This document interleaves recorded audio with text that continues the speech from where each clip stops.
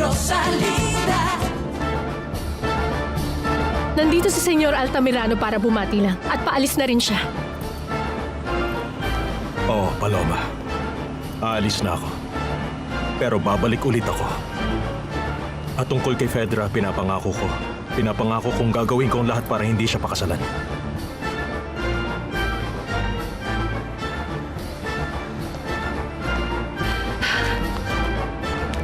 Fedra? Ang fiancé niya. Yung parati niyang kasama sa dyaryo. At ibinalita na ang kasal nila sa telebisyon. Kumusta? Mabuti naman. Anong kailangan niyo, senyorita? Dito ba nakatira si Alex Durantes? Oo, ito nga ang bahay niya. Gusto ko siyang kausapin. Pasensya na pero kakaalis lang ni Senyor Alex. Wala pa siya rito. Matatagalan ba siya? Hindi ko ho alam. Gusto niyo ho ba siyang hintayin?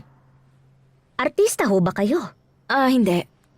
Babalik na lang ako mamaya. Salamat. Manang, nasan si Paloma? Nasaktan ka na ikakasal sila? Bakit ako masasaktan, Alex? Ikaw lang ang makakaalam niyan. Ba't siya nandito? Sinabi ko na sa'yo, bumati lang siya sa akin. Para lang bumati o para magpaliwanag sa'yo tungkol sa kasal nila? Ano ka ba, Alex? Nagsiselos ka, tama? Hindi! Hindi! Pero narinig mo ang pangako niya. Gagawin niya ang lahat para hindi matuloy ang kasal nila. Yun ang gusto mo. Tama na, nakikiusap ako. Sa tingin mo, tutuparin niya yun? Hindi mo ba naisip na itutuloy niya pa rin ang kasal pagkatapos i-anunsyo yun? Pakiusap naman, Alex.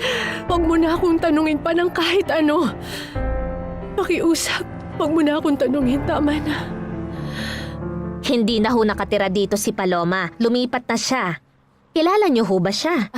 Oo, medyo matagal na rin. Simula nung pulubi pa lang siya. Naku, grabe. Hindi ako makapaniwala. Mukha ka namang elegante at kagalang-galang. At si Paloma, nung dumating dito sa bahay ang batang yon, sobrang gusgusin. At mukhang baliw din siya. Baliw? Hindi ko alam yan. Baka nangyari yon nung panahong nawala na kami ng komunikasyon. Sobrang nabaliw siya. Natakot nga ako sa kanya noon eh. Napakarumi, mabaho at gulo-gulo ang buhok niya. Pero si Senyor Alex, inalagaan siya. At unti-unti siyang ginamot. Makikita niyo kung ano na ang itsura niya ngayon. Napanood niyo na ba siya sa TV? Oo, nakita ko. Pwede mo bang sabihin kung saan siya nakatira? Ay nako, senyorita. Pasensya na pero hindi ko pwedeng sabihin sa inyo. Hintayin niyo na lang si Senyor Alex. Pwede niyo siyang tanungin. Nako, hindi ko na siya kayang hintayin. Babalik na lang ako. Salamat.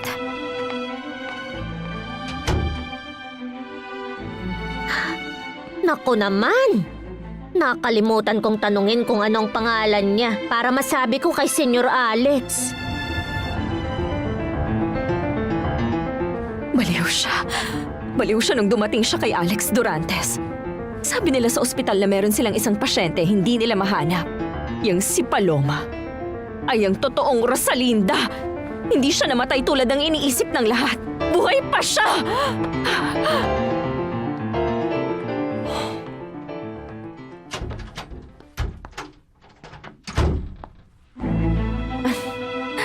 Mahal ko, hindi ko alam na andito ka pala. May problema ba? Pwede mo bang sabihin sa akin ang dahilan kung bakit nagawa mong i-anunsyo ang kasal natin sa telebisyon? Bakit? Rosalinda.